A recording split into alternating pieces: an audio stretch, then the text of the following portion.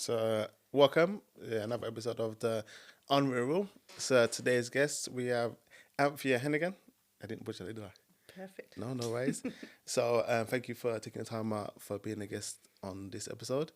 We like to start off each kind of show with a little bit of introduction, just a little bit about yourself, your kind of upbringing, and where you grew up, and then kind of what led you into the work that you kind of do. Okay, so I was born in Cambridge, and I was there till I was like 20, 21. I then moved to London. I worked through various kind of fields, mostly kind of arts and creative. I did fashion and video production, those kind of things. Worked quite heavily in the hip hop scene. And then I met my ex-partner, and fell pregnant. And my mother-in-law, was she ran children's homes, and she asked me one day if I would be up for doing a little bit of work. I already had a DBS because I used to teach dance and so forth. So she asked. She had a female who was pregnant as well, a white female Irish girl who was complaining that all the staff were black, and she felt she had nothing in common with them. They were all a lot older, and she asked how I'd feel about, sort of working with this girl a few days a week. I'd done a little bit of work with kids in care, just more through like the dance sort of production stuff, with teaching dance and stuff. We'd go into sort of homes. And so I was like, yeah, fine. And that's kind of where it started. What was your first thoughts when going into the first home you went into? The young person was really sort of grateful that I was coming there. I think she felt that what she'd requested was being sort of listened to. We had a long chat about sort of pregnancies. We were both same sort of stage of pregnancy, and it went really well. She was living there alone at the time, and so she had a whole run of a house, and she had 24-hour staff. So I went from just being in there maybe like 3 days a week to sort of doing some nights as well, and supporting in that way. It was a nice homely factor. It felt like home. There were a few things that I kind of thought could be a little bit different sort of within it, and kind of made suggestions, and from conversations that she had as well. But overall, it was a positive kind of experience, yeah. Yeah, and would you still kind of working in a creative space around that time, or did you kind of just fully transition into Yeah, into I the was. homes? So I was doing, excuse me, I was doing video production, and I was filming a lot of stuff for MTV. So I was doing a lot of show reels for wannabe presenters and stuff. And then it went on, I continued working, and then I had my daughter. I took a couple of months off, but still did the odd sort of shift. I wanted to keep continuity with the young person. We've built quite a relationship, and I could see that was important. So I would go and do just a few hours a day. But mostly I was doing like my creative stuff, but I found that it couldn't run, because being a breastfeeding mother sort of on site, and you can't walk off, and it's running to the toilets to breast pump your milk, and sort of getting the call that the baby won't settle. It just didn't feel right. So I kind of knocked the creative stuff on the head for a little while and focused just on that for sort of my sole income, really. Yeah, because as my background was kind of similar to that as well, and I remember myself finding it hard to kind of juggle like the two, because especially with when you're in that kind of creative space as well, you have to be really immersed in it. So you've got to be available a lot of the time as well, and then you almost need to be quite pushing, and then the moment you kind of take your foot off the pedal, sometimes there's somebody kind of waiting to kind of take your place, so to speak. So that it's hard to do the both from a professional standpoint. If you just want to do it for the fun, then definitely easy to kind of juggle the two. But work wise, and things transition so quickly as well. Like when I trained, I used Avid. It was like literally you're sitting there turning the knobs to kind of stop and start. Then new things come in, and there's all sort of different technology coming through that you have to stay on top of, and it was just a very difficult place to be. But also creatively putting your head in that space, and then coming to a job that is practical and factual and legislation led. The two things kind of, I tried to marry them up, and I tried to bring more creativity into the work environment. And I think that's where I kind of used that element of sort of my skills in that area. So yeah, I remember my first experience of seeing one of the homes for me, it wasn't quite what I thought it was going to be.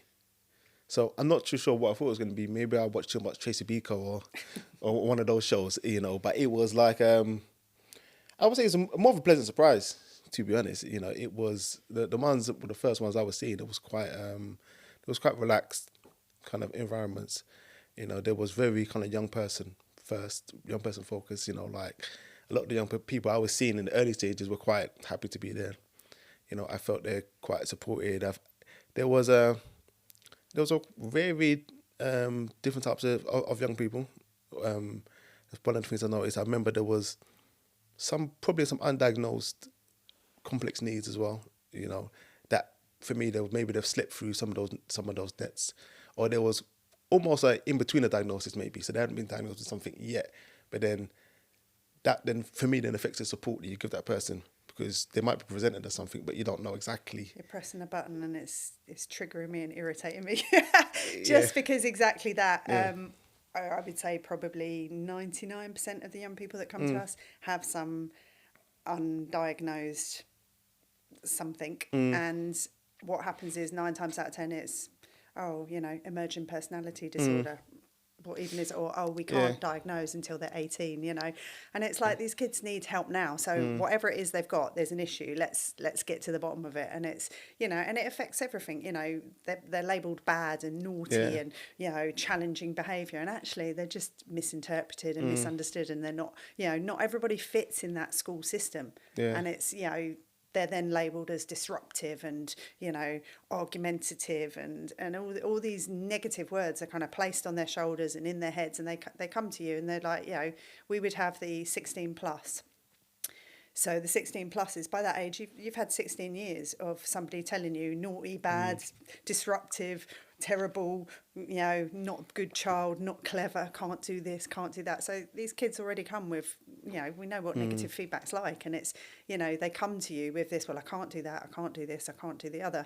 And it used to frustrate me. And it was like, we then started looking at areas that we could try and work with that therapeutically in the unit, without therapists, because the finances weren't there. But actually we'd read up a lot on things and say, okay, this is how this person learns, this is how this person does, this person isn't great with words but they're amazing with colours, let's work with this person isn't good with a list of rules, but what they are good with is if there's little notices around, you know, make sure you turn off this, make sure you do that, you know, they like that kind of thing. So it was trying to work each young person's need into it all. So. And then what was because you mentioned about the kind of therapeutic support, what was the main barriers to try and get them to the therapeutic support that they need? Was it like funding? Was it there wasn't the budget allocated to provide that support? Wait lists. Under 18s, the funding isn't really, you know, you've got NHS lists, but, you know, to get to, so we're dealing with traumatised young people. So all of our kids were referred from local authorities.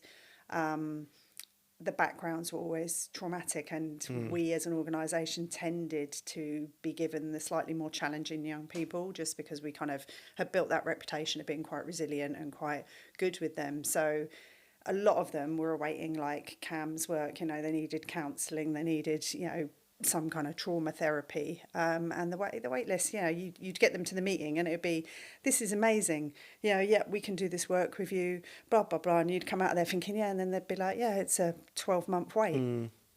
What do you do for 12 months? You know, so I guess funding, yes, because they couldn't have private sort of support. In later years, I met a really amazing guy who runs a private therapy place over in Hackney Wick, and I met him through one of the young people that I worked with, and he then would give free sessions for some of our kids. He'd be like, send them along, you know. We got some of it funded by local authority, but he was just, you know, he wasn't your typical counsellor, and the kids really warmed to him. And he had amazing results. Kids who'd tried therapy were like, okay, and he'd do the first session online with them just to kind of, you know, introduce, and then he'd go out with them, meet them places, or they'd come to his place in Hackney Wick. So some of them, it was quite a distance to travel, but it's just, you know, a beacon of light for him, because they'd travel from Harrow all the way to Hackney Wick because, you know, for therapy, you know, for a young person to kind of do that is quite a big deal. Yeah, it's quite a lot. Yeah, that's maybe an hour at least. Yeah. You know, to go there. So for me, it shows that you're invested in it. you see the benefits, you want to do it, you feel like it's helping, so you're making that kind of journey. In regards of with the local authority, do you feel they provide enough support as they should in regards to sometimes even the transitional support, for example? Because I'd imagine at one point in time they're in the local authority care, and then they kind of allocate them to an organisation like where you used to work, for example. Is there enough work done to prepare them for what life is going to be like inside of their new accommodation? Potentially not, but I'm not sure that that's something the local authority could do more of. I mean, they have lots of booklets and lots of leaflets. The social workers talk to them a lot about semi-independent placements. But it is a big transition. A lot of them have come from either foster care or children's homes, or have, pardon me, been removed from the families. So you're dealing with that trauma as well, that they've been somewhere. So it's that kind of breakup of consistency. I think if you look on every time you move, personally, every time I've moved, there's a little bit of rejiggling to sort of re-familiarise yourself with the area, with, your neighbours, you're this, you're that, how do I travel to places? Some of these kids are being moved, 10, 12 times, in the space of a couple of years. So they kind of have no trust, they have no faith in you, they have, the barriers are up straight away. And I'm not really sure what local authorities could do to kind of to help that position a bit more, other than not move them as much. But a lot of the time it's down to the providers, the unit they're providing, and if that's effective or useful for the young person's needs.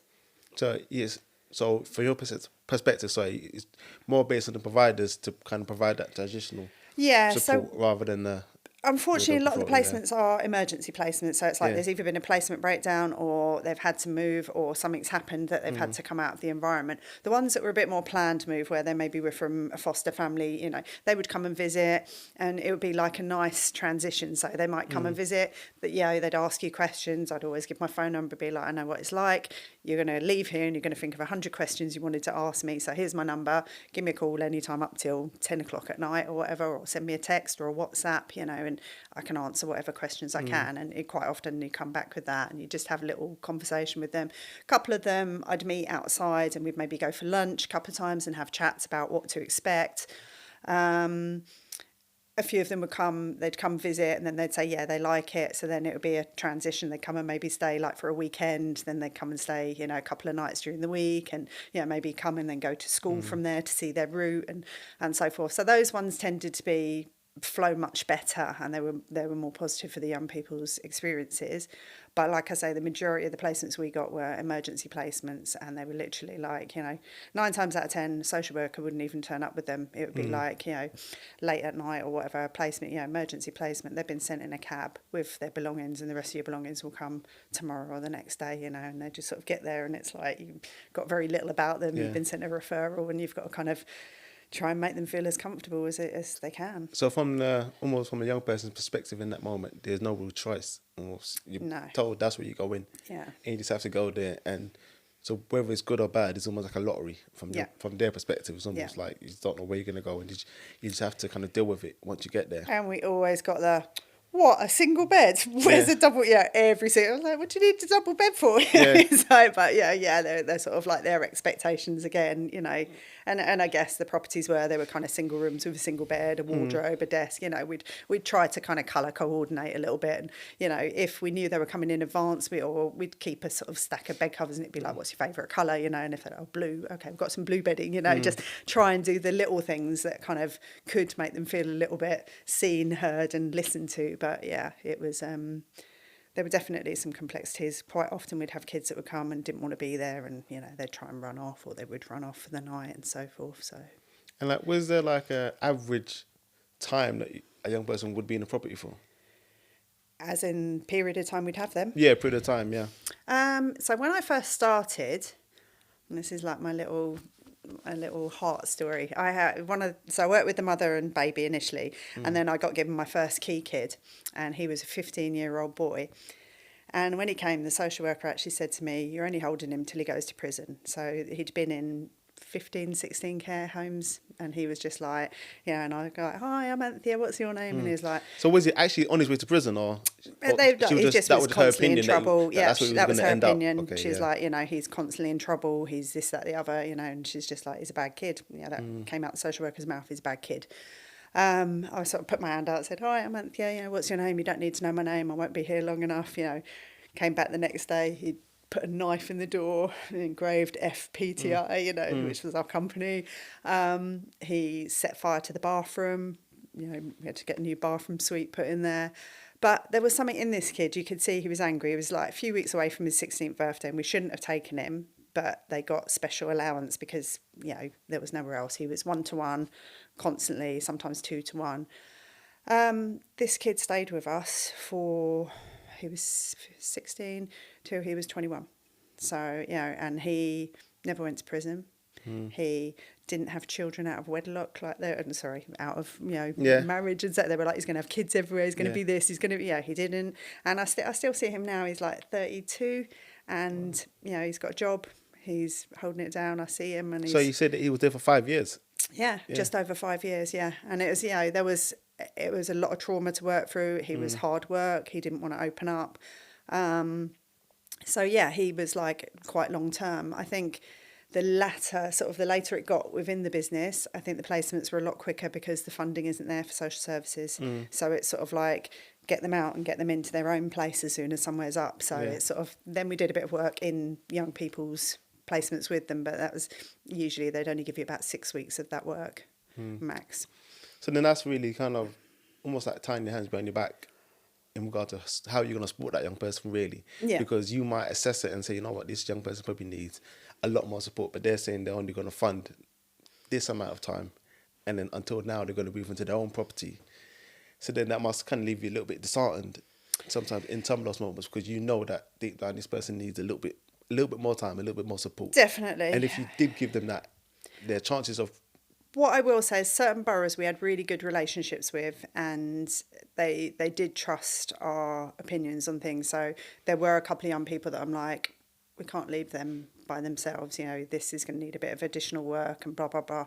And, you know, it would go to panel and they'd say, okay, we've got you, you know, it might only be 2 hours a week, but, you know, at least we've got a couple of visits a week and, you know, we can come and help them with any bills or any bits and bobs that are coming up and help them sort things through. So there were those sort of opportunities. But when I first started back to the sort of young boy, you know, there was a lot of funding then. So every week I couldn't ice skate, but he was amazing at ice skating. And so every week we'd go ice skating and he taught me to ice skate, and he was, you know, fantastic. There was money to do that. We'd go to the cinema weekly, you know, we'd go out to eat, you know, we'd go and do things. There was sort of funding to be able to do these things. Now it's sort of like signpost, you know. It's, you know, if they've spent their money and they didn't have food, you know, there was money to sort of like, here's a voucher, you can get £50 worth of food for them. Now it's like refer them to a food bank, you know, and it's tough. It's tough. It is really tough. It's got a lot tighter. Part of it is down to the funding, but I've also watched, I don't know if the word is correct. In my opinion, I think funding has been misspent in some ways. I think I've looked at certain things where a certain amount of funding has been spent on certain activities or certain things, and I'm like, that's an absolute ludicrous amount. We had a young person who had a placement, and her place was really, really, like, she had mental health needs, and her place needed a lot of work, you know, toileted in the bath, everything, a lot needed gutting basically, and they'd said that she needed to come and live in one of our placements, but they were paying her rent and then they paid for her to go on holiday with her mother because they felt that the family bond would be true. She went to Africa, and it was all this money was spent on this young person, you know, all new furniture, this, that, the other. But whilst you're paying for a provision as well, you're also paying her rent, and then you're sending her on holiday. And in the real world, that doesn't really happen. You know, if we need to do things to our house, if you need a new sofa or you need to decorate, you know, you have to sacrifice something for that, don't you? And it's sort of, you know, I feel like sometimes there are these setups that are like, well, this is this, you can get this, and then all of a sudden it's chop off, there's nothing. And then they feel hard done by because it's like, well, hang on, this isn't fair, you know, I should be getting this or I should be getting that. So who kind of ultimately makes that decision? isn't it like, because I thought it was almost like a set of almost rules, so to speak. You know what, this is, you can only spend this on this, that on that. There is, I think, so for example, something was brought in not that long ago that young people could be bought e-bikes. And I was just like, that's insane. Like, I can't go out and just go and buy an e-bike like that, you know. And it's not a resentful thing, but it's just, I just feel like, you know, some of these things are setting them up, you know. And also, you give them an e-bike, what was going on? E-bikes were being robbed. You know, they're getting stolen, you're being robbed of them, you know. Get them a push bike if that's the case, or, you know, so instead of travel, they could have X amount of money towards an e-bike. And I'm like, it's just ludicrous. And it's, oh, but it can help them get to job interviews, it can help them get here. Public transport can do that, a push bike can do that, you know. It's like, why do they need an e-bike that's going to be a couple of grand, you know? Yeah. It's, yeah, and then when something goes wrong with that, who's going to pay for the payments of that? Because you're getting your £56.80 a week. How are you going to manage that? So there's, yeah, there are some very questionable decisions, and I guess they come from above. And obviously we're never in a place to kind of challenge those things. So I think that's, yeah, as a provider, I think that's quite difficult. Sort of, you know, you look at certain things and you're like, you know, young person needs this or needs that. And, you know, when they get their money to get their flats, it's sort of helping them kind of budget that through. And there's like £3,000 to sort of kit out a flat. And it's like, you've got to get your washing machine, you've got to get a fridge, you've got to get a cooker. Sofa, carpet. Yeah, so I'm sort of sitting there going, do you know what? We're going to have to go on Facebook Marketplace and find a sofa. You know, let's look at this and see what we can get secondhand. I probably wouldn't get a secondhand mattress, but you can certainly get a secondhand bed frame. You can get a secondhand sofa, you know, the dining table. You know, have a look out when you're out and about, you know, and trying to sort of teach them to be as thrifty as possible with things. So, yeah, some of the things are very up and down with it. Yeah, I imagine it's almost like a bit of a balancing act, really. Definitely. You know, even I'd imagine from their perspective as well, the people who are almost providing the money, because it's almost what do you provide the money for? Like even with the therapy, for example, because for me, if there's a choice between e-bikes and therapy, I'm going to say therapy probably all day long, but there's probably somebody probably mounted a strong argument pro these bikes, for example, or maybe they had a deal, or like who knows, and that's how they ended up going with the bikes. For me, even like some of it, I wouldn't say there's like myths, but there's some people that feel, for example, that it's the providers that are mismanaging the money, not the local authorities. Like there's like almost like a myth that, because me personally, for example, I've seen a lot of people, there's an influx of people providing these types of care homes, I would say in the last kind of 5 years. And I've had people feel or say that they feel that they're only doing it for the money. But for me, what it sounds like what you're saying is that it's somewhat, there's a balancing act that when you're running one of these kind of units, that it's quite difficult. As in, it's not, they're giving you like, I don't know, £1 million to spend, and then you're almost keeping it for yourself, and then the young people ain't getting the money. It's quite... No, yeah, definitely. And I think, do I think it's the local authorities misspending? I think the government aren't issuing in the right areas, so the local authority have to be creative with where that money and how it's going. So, you know, I don't know, one year it might be teenage mums, the next year it might be gangs, you know, and as a provider you have to be creative to what you put forward to get that money, if that makes sense, and then looking at outward avenues. Now, we weren't a charity. A lot of CICs and charities have kind of set up, and a lot of companies, private companies, have set up CICs and charities alongside, which we did consider for a while, because you can then apply for additional funding to sort of do things. And I think where my kind of opinions are, because I've been in this field like 20, 25, 26 years, so back in the beginning, there was a lot of money. You know, they paid a lot for the kids. You would get kids and they would have 30 hours a week support. You know, towards the end, you'd get a kid and they'd say, we want 5 hours support in a 24-hour unit. It's a red flag straight away, because why do you need a 24-hour unit with only 5 hours support, you know? And then, you know, you get the paperwork and it'd say a little bit of this, a little bit of that. Then you'd kind of speak to the young person or go a bit further, or the probation worker would talk to you and it'd be like, boy, we've got some big issues here we're dealing with 5 hours a week, you know. But they know, because it's 24-hour staff, the support is there, if that makes sense. So yeah, it's, you know, I guess it's them utilising the facilities the best they can, but equally, I don't think there is enough money put into social care at all. You know, a lot of these kids really need sort of mental health support and, you know, the counselling aspects, and they just take so long to get into, and you know they might have. I've had counselling myself, and it's like not every therapist is for everybody. But when you're issued an NHS therapist, this is your therapist. If you don't get on with them, tough, you know. So you don't turn up to 2 sessions. So we're dealing with young people that haven't really ever had boundaries, don't really, you know, don't even get to school on time 9 times out of 10. But yeah, they're late to their therapy appointments, or they don't turn up and they get kicked out after 2 missed appointments. So it's, you know, you need something that's a little bit more flexible and so forth. We did look at getting therapists into the units and maybe having days, but again, you know, the funding for that is just, it's quite a lot of money. Because when you were just saying that for me, it was just almost a standout solution for me. Almost like, why wouldn't you get therapists that either in the units or specialise in working like with the units? Yeah. You know, because for me, if you've got like history or specialism in that field, then you're more likely to be able to be flexible. And as well, like for example, maybe the therapy could be done at the unit. Yeah. You know, because sometimes that travelling, for example, could be the reason why some young people like are not attending. Definitely from my experience, sometimes in some of the units, sometimes getting the young people to places was almost half the job in itself. Definitely. You know, so it's not as simple as a lot of people would think. You got to make sure they get out, make sure they get ready, and make sure you may have to take them there physically, almost like yourself. And from an organisation, that's probably not a resource that you can afford to use all the time, because now if that person is in the unit, now that person leaves the unit, is other young people in the unit, then almost like what you do. You can't chaperone every young person to the appointment.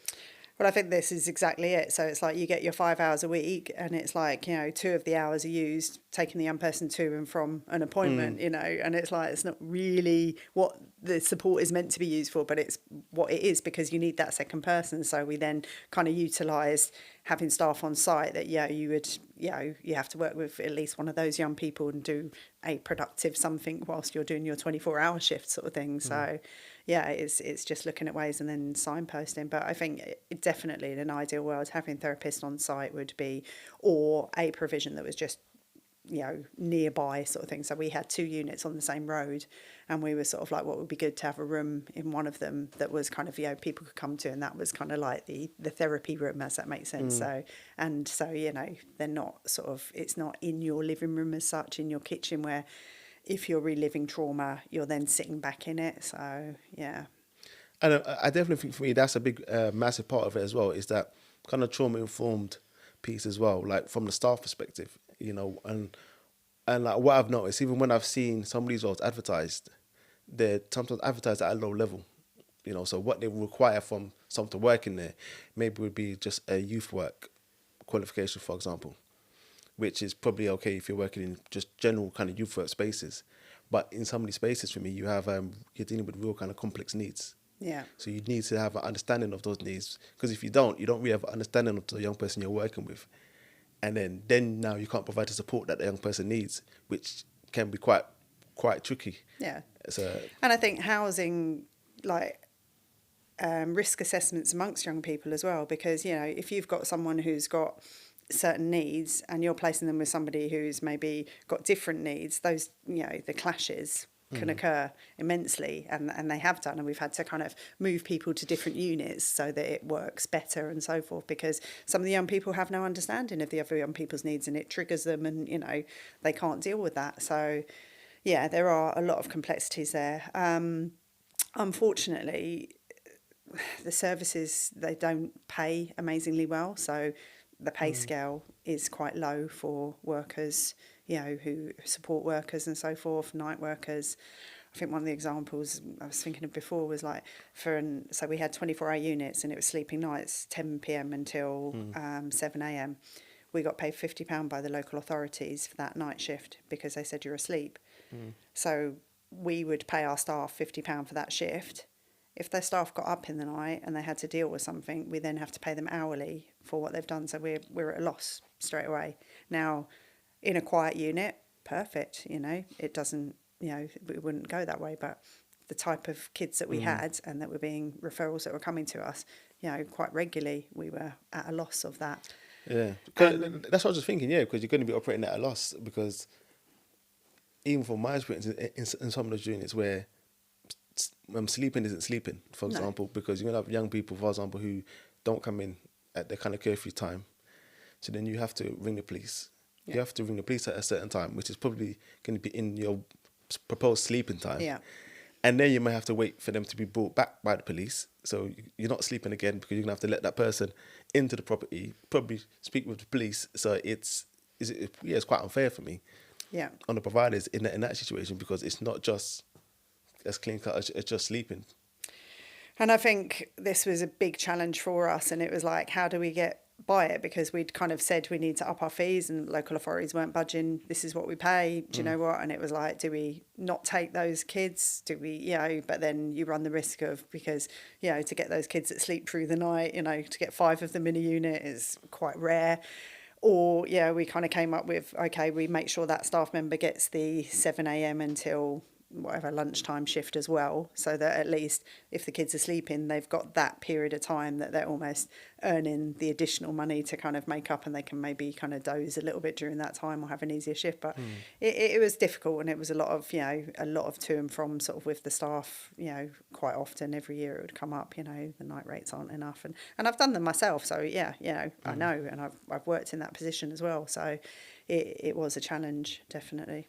Do you think there's enough general kind of awareness, and I just mean just on a kind of society level, of what it's like for young people in some of these units? Because when I hear a lot of people talk about care, for example, our young people in care, young people in these supported houses, I don't think there's a lot of awareness of exactly what's going on. I think they think something is different is happening. I think there have been a lot of programs more recently over the past couple of years where there have been quite a lot of true reflections of it.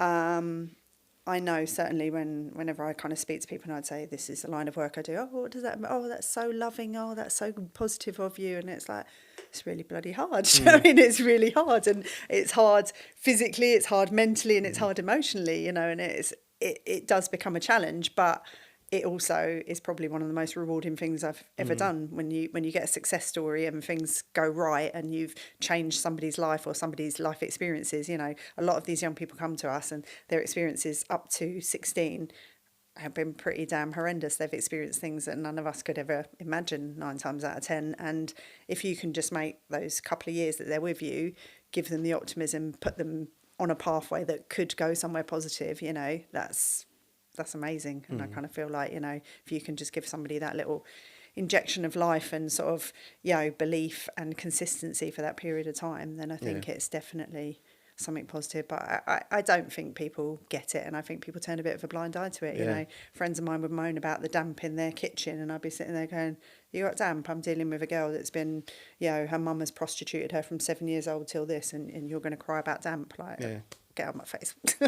And that kind of leads me to even what I was thinking as well in regards to the staff thing as well, is that I always kind of felt there is enough support there for the staff, but not based on, maybe there isn't the budget for it, but I do think the staff, you have to deal with a lot. So that goes back to what I was saying for me, even about the training, for example. I think a lot of young people, like what you said, have gone through real complex trauma. They've got complex needs, complex mental health needs. So a lot of what they might be dumping on you, for example, it might be a lot. So once you've been there, maybe for a period of time, for example, when you've built a rapport with that young person, then they start to share some of the stuff that they've gone through. It can be quite horrific, quite traumatic. A lot of places I know don't actually provide kind of therapeutic support for the staff in that moment, where now after you've had to held and took all that in, you did now just kind of go home and have to deal with it almost in your own way. Hopefully you got some form of coping mechanism in place and you're meant to then report to work the next day, and it's almost like rinse and repeat. Now you're going to get that same cycle again. It is really difficult, and I think from both aspects, I think I've been that employee that has, I think one of my early experiences, I was doing a sleepover. I'd turned up at a house. This girl was notorious for having parties at her house. I'd walked in, the front door was open, there was furniture coming down the stairs, and she'd obviously had a party, and I've kind of gone upstairs and I'm like, what the heck is going on here? And I'm like, sort of walked in and I'm calling the girl's name and I'm looking room to room, and then a dude walks out the bathroom and just like walks downstairs, and I'm like, who are you? Like, what? And I'm just, I've walked in the bedroom, there's one of her friends is in her bed, and she's just like, what the F are you? Who are you? And I'm like, who are you? And I'm like, and I was like, where's the girl? I've walked in the bathroom and the girl's on the floor and her throat slit from side to side, and straight away I've gone, grabbed a towel, put it over her, called an ambulance, called, you know, the manager at the time, and, you know, police are coming. And I actually, in supervision after that, I actually ended up getting a warning because I didn't put on gloves, because I'd turned my back, I hadn't left the property, you know, and it was like, actually, somebody could have been in there, you endangered yourself, da da da. And I was just like, I couldn't get my head around that. I was like, I just, you know, stop somebody bleeding out, you know, it was like, it's what you just do, you know, and it was like, but it's like, no, you know, you have to have your clear thinking head on. And it was, yeah, it was pretty hard. And and then I sort of went to supervision after. I'm like, do you know what? I'm really frustrated by this, because actually, you know, and it was sort of like, but, you know, you need to remain calm, you need to do these things, da, da, da. And I probably should have had some therapy after that, because it was quite a traumatic situation to be in. She survived. She'd done it to herself. And I think that also was quite hard to swallow, that somebody actually, you know, it was probably one of my first experiences with kind of attempted suicide, and it was quite a difficult thing that, you know, a young girl of 16 felt that life wasn't worth living, that you would do that to yourself, sort of thing. And, you know, so I think I kind of carried that of where's she at, and I sort of, you know, took a lot to process through that, and didn't have therapy over it. And years later, when I have had therapy, it has come out. It's come out, and it's sort of like, you know, it's something that I was holding, but, you know, just sort of buried it deep down. And it was sort of like, and it's not the only situation like, you know, there have been a number of situations like that sort of through the years of working. But being an employer and having people again, I really tried hard with our supervisions, and we would work through, we did have a HR company that had like a counselling service that we could refer staff to. It was offered in quite severe cases. It wasn't offered in every case, because we had to pay, and, you know, it wasn't cheap. So it wasn't at the end of each day. But I always tried to sort of stay on site. If there'd been an incident, I would always have a telephone debrief with the person. I would always bring them in on the next shift, or if they wanted to come in the next day, and try and debrief and sort of discuss and supervise through. And again, I guess trying to be really mindful in that moment as well, is like how somebody has handled something. You're handling it in your mind how you feel best, but actually it might not have been best practice for the business, but actually not making that person, because I know from my experience, I felt like I was sort of put down for how I dealt with a situation, and I didn't want to inflict that upon somebody else, if that makes sense. So, yeah. And again, supervision's heavy. Like, you're carrying it for everybody. You know, some people would bring in home trauma, some people would bring in, so, you know, you're then supervising people, and I'm like, I'm not a therapist, you know, and it's sort of, you know, yes, you follow your guidelines on sort of how to do supervision, but again, sometimes you're carrying really heavy stuff, so it can be quite complex. And for me, and that's the thing where, from like, it's almost there isn't enough, I wouldn't say awareness, or even appreciation for how heavy some of the stuff that you have to carry working in some of those environments. Like even like some of the stories that you shared, I've come and heard similar stories from similar people, and even from young people, myself, who've had experiences in them places. And I just think that it's not, the proper channels are not there. Like, for example, for me, like you were saying, like with the debrief, in that debrief situation, for me, there should be like an opportunity, if the person who's doing the debriefing is trained in almost like being trauma-informed, trauma-aware, then they can probably support the employee a lot better in regards of like seeing some of the signs, for example, because sometimes when you've gone through the events, you're not actually aware of how it's impacted you. Yeah. So you might even talk about it almost in a flippant way. Yeah. And you talk about it in a flippant way, it may lead someone to think that this is just something normal, you know, when actually this is something that's actually traumatic that they've heard and may impact them. So I'm not sure it should be mandatory. It's probably not, because you can't force people to go to therapy or to go to those spaces, but there should be maybe even another layer for me, you know, that after that's happened now, maybe revisited the next thing, even by somebody else. Yeah. And then maybe they can make that judgment that actually, you know what, because ultimately the remit is to keep the young people safe. And I think sometimes people are losing sight of that, because if those processes go wrong, then the young person isn't going to be in a safe situation. Because if that same member of staff, for example, is carrying all that thing, then they've gone to work the next day, still not kind of in the right headspace to do the job. it's going to be quite like difficult for So I the think person. this brings me, I think I'd shared with you previously, but towards the end of the business, I was working with a young person. I'd worked with her for 2 years, one-on-one, gone out. We went shopping. She did her food shopping. On the way back, she flipped out at me, broke my nose, cracked my jaw, tried to throw me on a dual carriageway, broke my ribs, kicked me unconscious. I developed severe PTSD from that, but I was a business owner, and you're self-employed. Who else is going to do it? My business partner was amazing, but I just, I got to the stage I couldn't leave my house, I couldn't open my door, so I was kind of working from home. Then when I did come in, I didn't deal with the young people. A, physically, I was like very battered, and B, I'd lost that confidence. And I think that's the other thing, you need to have that level of authority, and I just didn't have that. The minute someone raised their voice, the minute something, the unexpected, I really, really struggled. And that'll be 4 years ago in August. I have had a lot of therapy since then. I did come into work after a while because I had to, but I remember standing there one time and one guy lost his temper, and I just walked through one of the units and he punched a wall, and I went into the office and I just broke down, and I was just like shaking uncontrollably. It just traumatised me, and I was like, I can't do this, I can't deal with this, and it was in everything. I couldn't get on a train if somebody banged something, if I walked in a supermarket, somebody dropped something, it was everywhere. And I've had 3 years of therapy, and I'm still not over it. And I think going back to work made me realise I don't think this is something I can do anymore. I can't work hands-on with these kids anymore. So we made the decision, partially through that and partially through they'd brought in the Ofsted regulation for the 16 to 18-year-olds. It was quite costly to do that process. It limited our amount of young people we could have. Everything else was going up, and we just financially couldn't really sustain. So we made the decision to close the business down after 10 years. But I think coming back to that whole thing and my experience of kind of therapy and the little bit of work that I did do with the kids that I was kind of wrapping up and moving on, I wasn't positive for them. And even, I'd sit, there were a couple that were very, very light, and I'd sort of sit with them and kind of go through things, and they'd say something about something, and I could feel myself starting to well up because my emotions had just completely changed. My whole system had reset, and everything I was learning to deal with fear again, and it was like an internal fear. It wasn't this external sort of thing.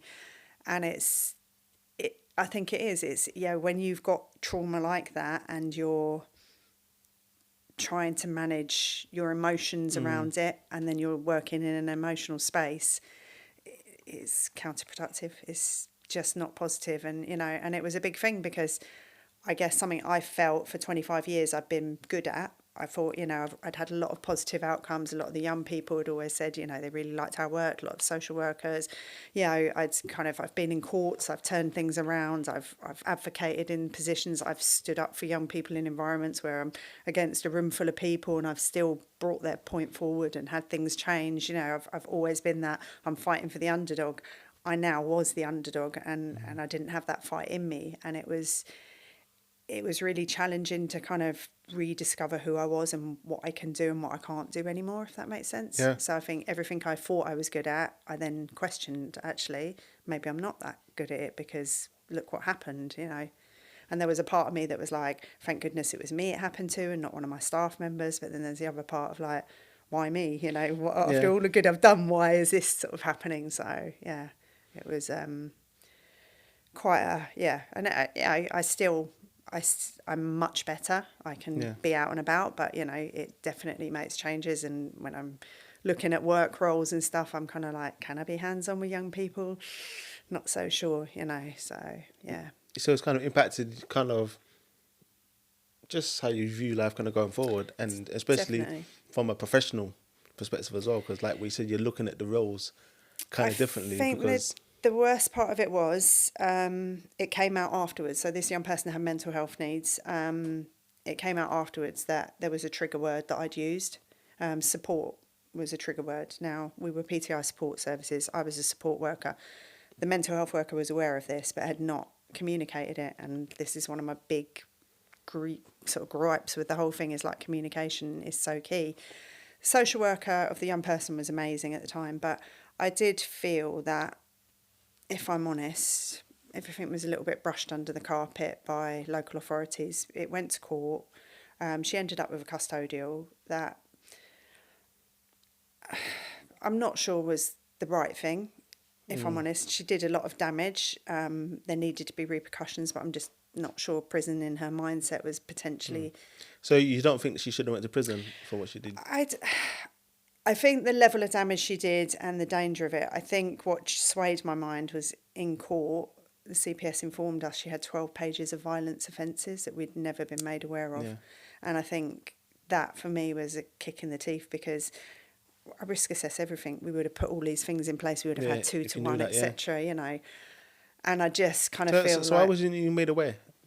We were, when I'd asked about it they were told that because she was over 18, it didn't need to be disclosed. But yeah, I kind of challenged. There's no obligation. I challenged this with the local authority, and they sort of, I said, you know, head of service, and she was just like, you know what, we're gonna look into this because this isn't correct. Because it's not just me. She goes to the job centre. She goes to, you know, she works with her social worker. Lots of people are one-on-one with her. You know, and if she's so volatile, this could have happened, and it could have been a lot worse. It could have been, I genuinely could have. I felt I could have died that day. You know, if she'd have thrown me into the traffic, I could have died. And I think for me, especially for the place where it's meant to be providing her support. Yeah. For me, so obviously you can't tell the job centre somebody's like DBS history, because it's just almost like a public space.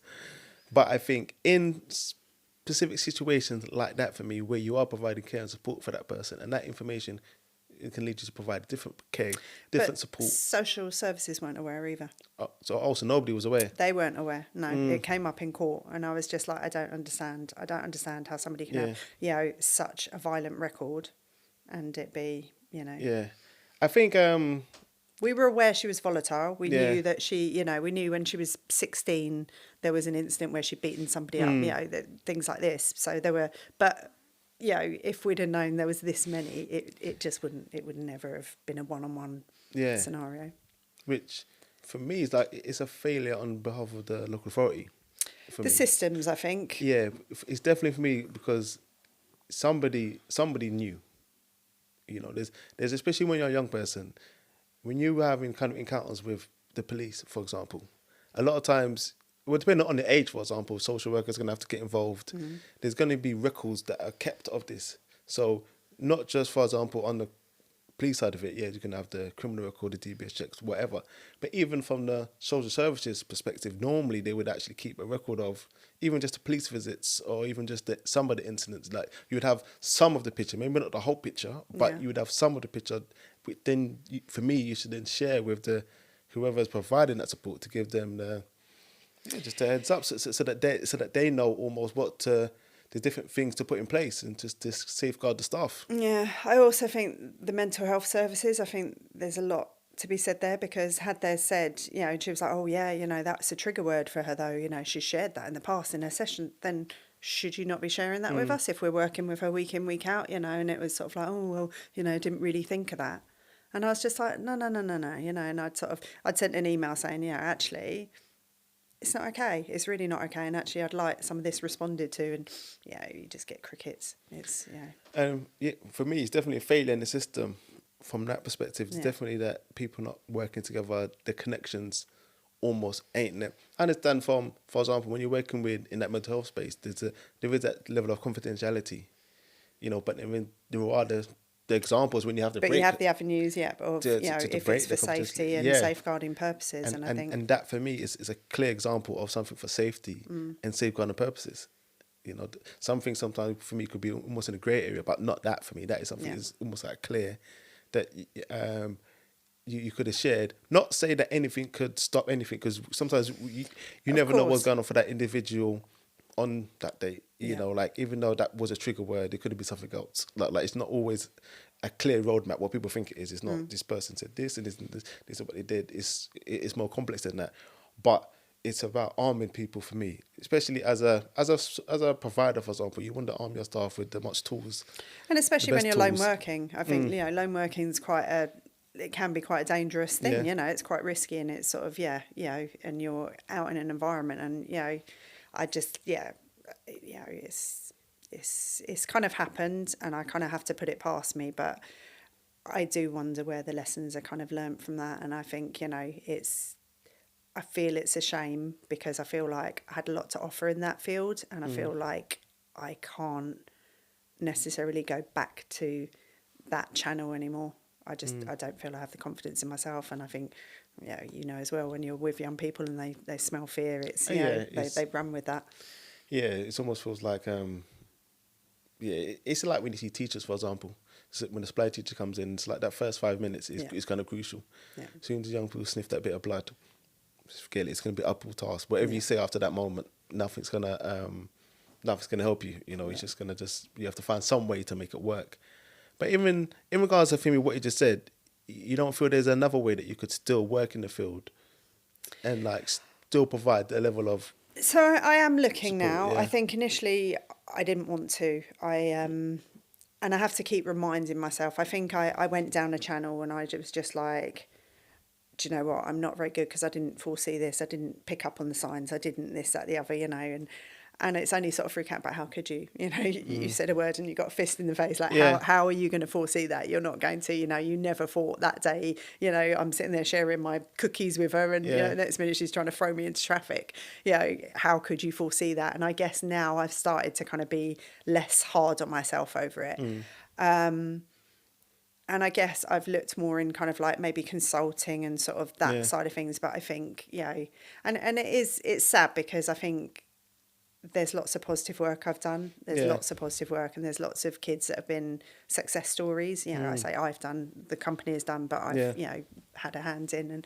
And I think that side of things is, I have to keep coming back to that, this is one incident in 25 years, you've got 400 or 500 kids you've worked with through that period of time that actually, have got positive things to say about you. So, I think that's definitely the best way to approach it. But obviously, we kind of know as well that's not almost how trauma works. For example, like there could be like 1,000 good experiences, but that one bad experience, on it. that's where like you're gonna go to because it was bad, and it was most recent as well. Some of the other stuff, for example, maybe 25 years, 20 years ago, 15 years ago, this is almost your last experience in that field. Yeah. So you might have had bad experiences before that, but then you've almost like worked through it. So then you've had other good experiences, which have made you now forget the bad ones. But then I think this one was too bad, and then it's kind of left the kind of stain that it has. Because I feel like there was like really fundamental things that went wrong for me, and in regards to the processes, in regards to the system that they had in place at that time. And for me, it sounds like they haven't done anything about that. So I don't feel like there's been much change from your experiences that would have, if you was in that same situation again, have they put things in place now that outcome couldn't happen? I don't know. After the conversation that I did have with head of service, it was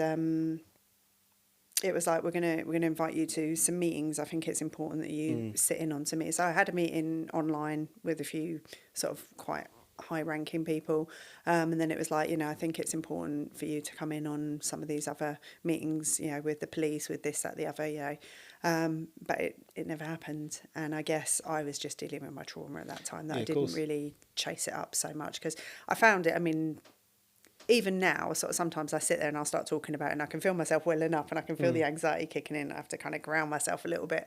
But I think at that point in time, even talking about it, I couldn't say it without breaking down, because it was just so fresh and raw, and just, it was like nothing I'd ever experienced before. So.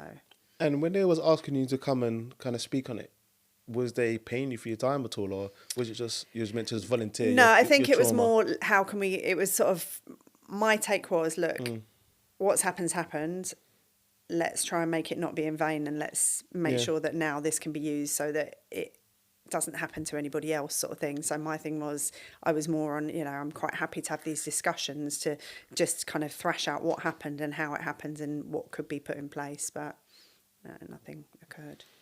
And like, do you think similar things happen often of that nature? Or Yeah. I knew of a social worker, but there's slightly different areas. It was a different borough, but a social worker attended court with a young person, and one of the young person's enemies had thrown acid at the young person. It had got the social worker, and the social worker had trauma. But she was given a period of time off work. She was given therapy, etc., etc. But because it's my own business, it's like, I mean, my business partner was amazing. He was like, listen, you don't need to come in, stay home. But I'm kind of like, like the business is running. We've still got to do this. I can't just switch off and I knew he couldn't do it by himself. So, and I guess in some ways you kind of need to have something that's a bit of a distraction. So, yeah. And so you kind of made a decision to kind of fold the business. How do you feel about it now? Now you've had almost a little bit of distance from it. About the incident or about the decision to close the business? Close, I think it wasn't sustainable for us financially. I think we rented our properties. We didn't own them. And I think a lot of the time you're up against people that own their properties, so their costs can come in much lower. You've got places like YMCA, Centrepoint, if I'm really if I'm really honest, the referrals that we were getting as well were quite hardcore. A lot of the kids were quite high risk.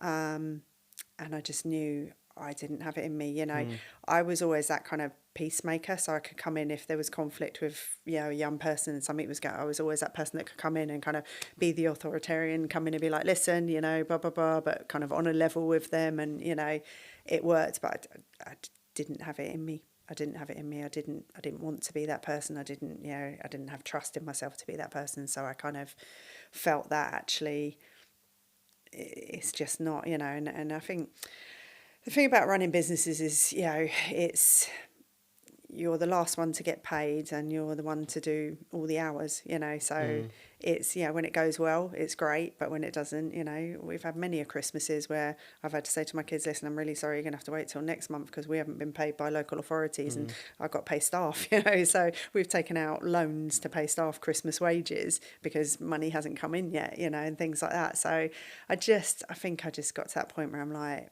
whereas before it kind of felt worth it, I lost that is it worth it sort of buzz, and then I was like, and then all the other things on top. So I think stepping away and reflecting and having the therapy, I think I've started to address some of the positive that has occurred during that time, and I guess reminiscing and talking back on things, you're sort of like, what, that was really productive, this was really productive. I'm not really a 9-to-5 desk job girl who can, I quite like challenges and differences of a day to day, but I guess it's just finding where that can sit with also my peace, sort of, if that makes sense. Definitely, because for me it is about the balance, but I do think, just like with anything, when you put 25 years for me into something, you are at a kind of rich position, from a consultant space, for example, now, because you do have a lot of data, a lot of information about a specific sector that I think a lot of people don't, because being at every level of it as well, like what you said as well. So you literally started off as a support worker, so that level, and then actually the running of it. For me, there's almost a lot that you can offer for me at that level, so it would be a shame for me if you actually went and done something totally different, because then I just think a lot of information is just going to just evaporate into the ether, you know. But so I worked with London Youth for a bit. We signed up to one of their programs, and I went there and did sort of some stuff, and I'm still a member of them, and I really like the stuff they do, and I've sort of been having a chat with some people there about some stuff that potentially could be a bit more training sort of work, that kind of stuff that I think could be positive in that aspect. And I think now I've taken a bit of time out and I've kind of spoken to a work coach, and I sort of like, I'm 51. I'm like, what do I do? My career that I've been in, I'm just not sure I can go back. And he was like, oh my God, and he's like, you can do this. And he's reeling everything off. He's like, you've been there, done it, and got the book about it. And he's like, there's so much you can. So I think it's, again, just kind of reintroducing that self-belief, isn't it? And kind of pushing forward in that way, really. So, yeah. So, at the moment, you're just still kind of in that space where you're taking it easy. Ish. Yeah, bits and seeing bobs. and Yeah, I'm doing little bits and bobs here and there. And just, yeah, I kind of, yeah, just finding what I want to do, I think. And yeah, grounding in that. So kind of looking for something. Do I want to set something new up? Do I want to work for somebody? And again, it's really difficult because 10 years I ran the business, yeah, or it was my own business. And yeah, then, 10 years prior to that, I was manager of it, which we ran it again. So it's like 20 years I've worked for myself. It's like now going in and being told to do things, it's yeah, like quite a difficult sort of thing yeah. to work with. So yeah, I, not that I yeah. can't take instruction, but yeah, I think I've always been that person that I'll push boundaries a little bit, and I'm kind of I've always, for the young people, I've always been that advocate. So it's like, I will be that voice for them, and I will stand up in rooms of people that they may be too intimidated to and be like, this is wrong. You know what? Yeah. No, that you've got this wrong. This has happened this way, da, da, da. And, I've always quite liked that kind of barrack room lawyer sort Yeah. of side of it. But yeah. But because I feel like there are a few organisations that exist in that space, which for me is really good in regards of that kind of advocate space. And I think especially in the charity sector as well, I think they more allow that kind of boundary push a lot more Yeah. than, for example, the local authorities and things like that. Like my experience in kind of working in both of them, where when you work in the charity sector, you have a lot more license, a lot more leeway. There's a lot more focus for me towards the young person Yeah. than it is for me when you're working with the local authority. The focus is still young person, but then there's a whole lot of other stuff like around it. Yeah. What makes it feel like it's nothing to do with the young person. It's to do with almost could be like a checklist of this and that and that, and almost a young person can get lost in a whole ton of paperwork. Yeah. And you sometimes will be in meetings and you'll think almost, where's the young person in this meeting? Where's that young person's voice? And unless you're the person that's advocating it or raising it, people are just going to have whole conversations about young people without including the young people.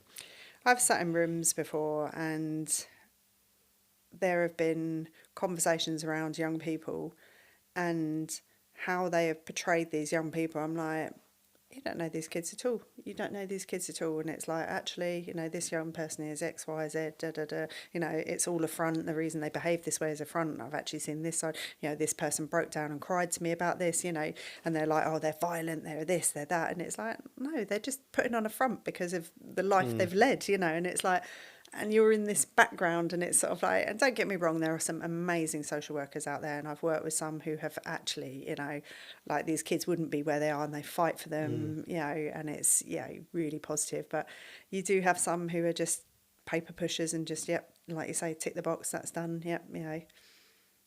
So it's a challenge in it, and I'm not sure it's something I could make a change in, if that makes sense. And I think that's kind of where my frustration started to come, because there needs to be a change, and I'm not sure how that comes about. So why do you feel that you couldn't make that change?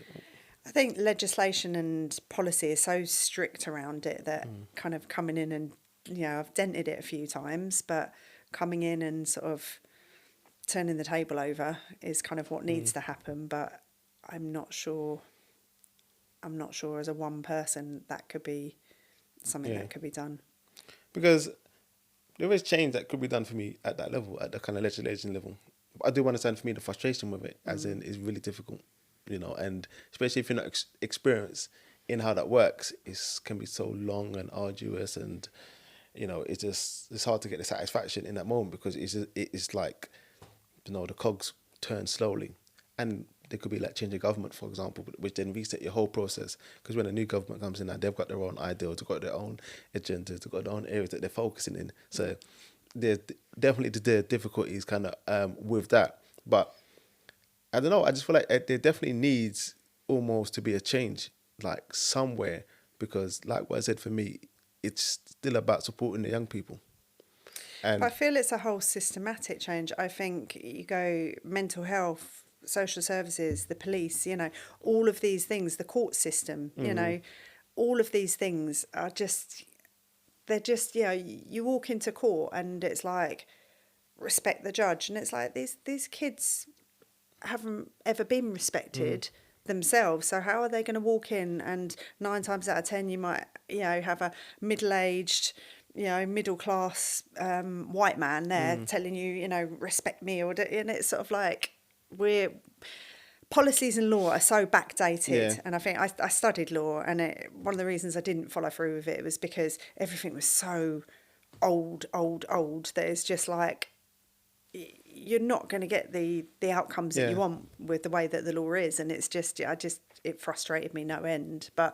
And I just feel like a lot of these systems I think there are some people who come in and I think also different boroughs have different funding for young people. So you could be a kid from Westminster and you are getting everything. And you could be a kid from Hounslow and you're getting none of that. How do you explain that when they live in a house together? I get £200 at Christmas. I get, £100 at Eid. I get, £100 on my birthday. I get all my travel paid for. They'll pay for this. I get clothing allowance 3 times a year, but you get nothing. Like, where's the fairness in that? Do you know what I mean? It's like you're trying to teach people, do right, be right, and so forth. And it's like, but the systems around us are wrong, Yeah, and I think that's definitely for me a massive issue, in the system. Just where society is at the moment, for example, it's a real kind of unique place, we want to call it, with everything what's going on in the world, in society, and then the impact for me that then has on the young people, for me, because they are part of the system, what people kind of forget as well. So almost what happens in the wider system does have an effect kind of on them. And I do understand your frustrations with when things are not aligned. That's sometimes why the support isn't provided for them, because like what you shared kind of in your own story, where the mental health support is not aligned with the housing support, which is not aligned with the local authority support. No one's communicating, no one's talking. In my experience, sometimes people are just trying to do their job, not looking at it as their job, So but I think it's I don't think there is clear communication between different avenues, and I think that is one of the big things. I think communication needs to be from every avenue. These young people have a voice. Listen to it, and make your decisions based upon some of that. Yes, okay, they might say, yeah, we should get £500 every Christmas, and budgets don't allow for that. But you know what? Listen to the things that are key, because they do come with some really valid points. And it's you get your £55 a week they get for their allowance, and you're going, right, well, we're going to hold your money back if you don't do your dishes today or whatever. Sod it, I'm going to go out and shop and make X amount of money. Or actually, I've been offered this little job down in wherever, and you've got people county lines coming back with grands, and it's like, I'm going to hold back your £55. It's like, come on, how can we work through sort of the positives in things in that way? And yes, these are challenges that are in place, but they're just not being looked at or treated correctly in a lot of ways. And I think that's the challenges that we have. And that for me is almost it's like the sad part of it for me, where I just feel like the young people who have been failed and then failed again and again. So it's failed multiple times now, because a lot of times the reason why they would come into a supported kind of living accommodation, for example, would be because there's a failure that's happened somewhere along their kind of life journey. Yeah. And then it's a failure sometimes then outside of it as well, in regards to the support that they're getting. And then almost like, what do you expect for them to amount to? Where do you think they're going to end up? Like, the risks of success in any way, shape or form, it just gets slimmer and slimmer now. And I think education as well is a big thing to play in it. I think young people in the care sector, I go to like these open evenings at colleges for them, and it's like, do you want to do hairdressing, bricklaying, or music, performing arts? What about accountancy? What about law? Yeah. What about all these? What about studying to be a doctor? That these are not offered to these kids at all. And it's like, this isn't fair. It's, you're making judgments, and it's like, oh, you should do hairdressing or beauty, That's definitely one of my kind of biggest frustrations sometimes, is the ceilings that they place on them, especially in some of the local areas, so to speak. So if you go to the local colleges, they will specialise in mechanics, hairdressing, electricians, so on and so forth. And obviously these are valuable trades and they are needed, but you're just limiting the young people. They should have a choice, though. If you want to be a mechanic, absolutely fantastic, go in and be a mechanic. You want to do hairdressing, amazing, go and do that. Don't pigeonhole people into it just that because. For me is the issue, where a lot of the young people, where I have spoken to them, sometimes they're making no choices based on being pigeonholed. not based on any aspiration, Yeah. not based on that's what they actually want to do. It's more based on that's all they feel they can amount to. Somebody's put a ceiling, Yeah. and they look to the ceiling and say, you know what, okay, I'm not good at this, I'm not good at this, so I then have to do that. Ultimately, it shouldn't be that. Somebody's narrowed your view when they should be broadening the view. Yeah. They should be letting you know that actually, even in regards to music, for example, and in the creative fields, there are so many different jobs. And I also feel for me that's where we go wrong, where we just limit them to, okay, you're either going to be a singer, a rapper, or I don't know, a producer or something like that. When these record companies have like sometimes 200 people on the staff, there's maybe somewhere else where your skill set lies, where you can actually still be in that industry, but not just be like, oh, I'm going to be a rapper or nothing. Yeah. Because ultimately, there's only about 10 rappers, for example, that Everyone are make actually it, like making yeah. money and putting people on. The rest of them are just like fighting over the crumbs. Yeah. And I think that's it. And I think just worldly experience. I think a lot of these kids haven't had experience of life. Yeah, they've had life experience of like negative sort of channels, but I think, you know, a lot of them have never been to a museum. A lot of them have never been out of town. A lot of them have never seen the seaside, you know. Yeah. And I think these are things, again, you know, open their eyes up, let them see these things and see where they want to go from there. Because actually, this might open up, you know, wow, I love the sea, I love the seaside. You know what? Yeah, I want to travel. I want to do this. What can I do? What job will take me that I can travel, that I can look? Yeah. But whereas when you're just putting this thing and it's all about the visuals and you're on Instagram and Facebook, it's all about how somebody looks, being an influencer, this, that, the other, then, you Yeah. know, hair, beauty, these are, you know, yeah, I want to do that because that's the closest thing I can see Yeah. to what I'm being shown, you know. And that's where you will get supporting. Yeah. And that for me is where they're going wrong, because it's like you're supporting other areas, but not supporting the other areas where they may actually like want to do. Yeah. And that's You know, it. Is it's accounting going to be hard? Damn, yeah, it's going to be hard. Do you know what? But put your head down and get on with it. Yeah. Look at the reward at the end of it. Is becoming a doctor going to be tough? Yep, you've got years and years of work. But you know what? You put your head down, you focus on it. Look at what you got at the end of it. You know, these are the it's things. me, Give yeah. a realistic picture. Exactly that. And I think for me, that's where the system goes wrong for me, where it blocks a lot of people from succeeding in some of them areas. Like even like for me, where I was kind of diagnosed with dyslexia later on in life, and it made me just reflect and look back that if I would have had an earlier diagnosis, earlier support, I might have done more kind of academic stuff. It was only me just kind of stumbling across it later on in life, and having and even the financial whereabouts to do it. So that's another barrier, for example, where if you're an adult, you want to give yourself go for a dyslexia test, it might cost you up to £1,000. Yeah. Who's got that money knocking around just on a whim to see if maybe? Yeah. You know, so if you haven't got dyslexia now, you just spent £800 on the test. It's like most people are not going to take that kind of gamble. But when you do get the diagnosis, it changes the way you kind of view yourself. It actually changes the way you kind of view academia, for example. Then you can get support. But a lot of us are not aware of it. Yeah. And a lot of young people that I was seeing, even just working with, for example, just not aware of how their needs are affecting their chances in life. And it's easy for them to shut down and just say, no, I'm not going to do anything, or I'm just going to do this. And I think sometimes people supporting them are just trying to get the easy way out. So it will be, you know what, they're not in prison, so that's the win. When for me, that isn't the win, that they're just not in prison. It's like the win should be they're actually living their dream, they're fulfilling what they want to do, not just like, oh yeah, it's because them, for example, not being in prison, it suits them, it suits somebody. It's a tick box. It's somebody feels like they've won, which it is a good thing not to be in prison, but being in prison shouldn't be the thing. It should be, you know what, actually, What they're achieving. what they're achieving, yeah. And I think it's also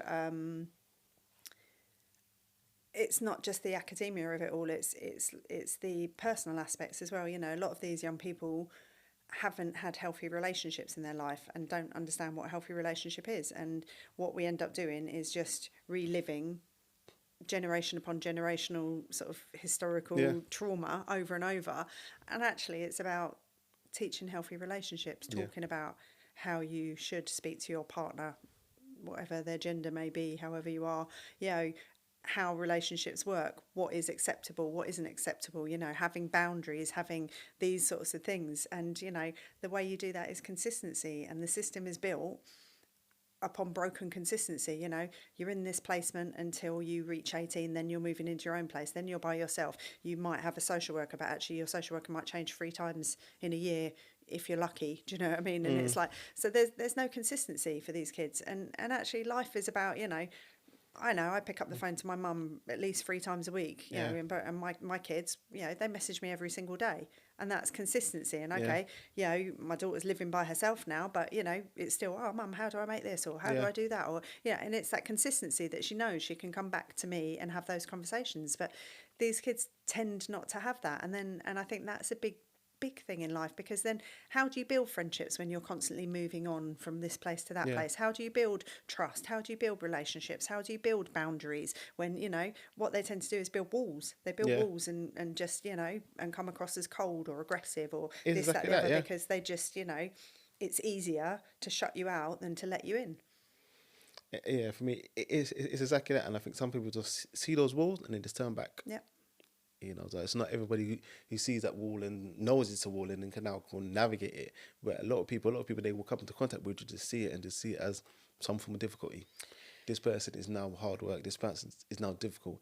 They're angry. They're this. They're that, and almost just walk away, and which doesn't benefit both people, because now you just got somebody who's kind of in society, who feels isolated, who feels no one wants to connect with me, nobody wants to talk with me, nobody's engaging with me, and we all have to live in that same society. And I think sometimes that's what people forget when they talk about certain groups. For me, that you are living in that same society as them. They're not over there, they are with you.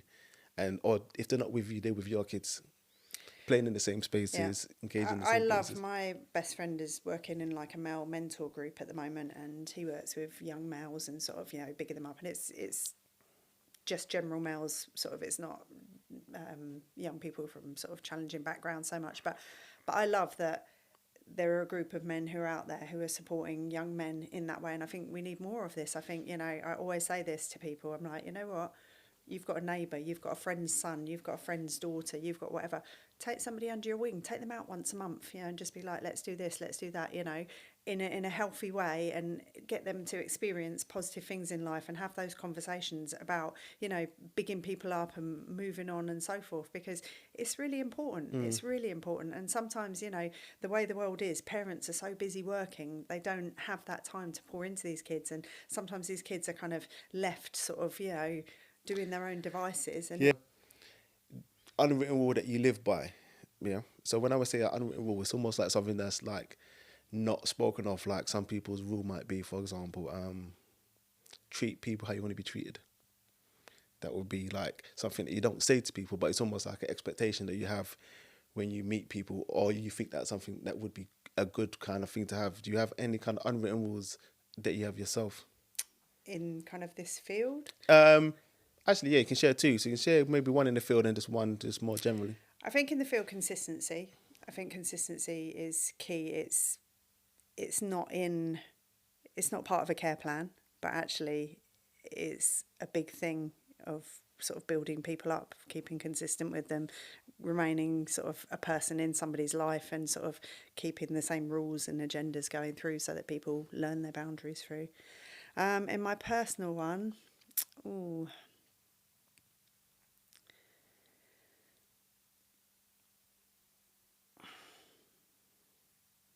I think I'm a firm believer that the universe has a plan, but that plan needs energy to go to it. So I think anything you want, give it the energy, because, you know, you don't try, you don't know. And a quick question, as I had a quick look at my notes to see like if there's anything that I missed out. One of the things I quickly wanted to speak on really quickly was around staff turnover.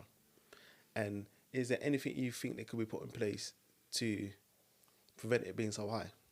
So in my experience, in Higher a lot of wages. these places, it's just the staff turnover.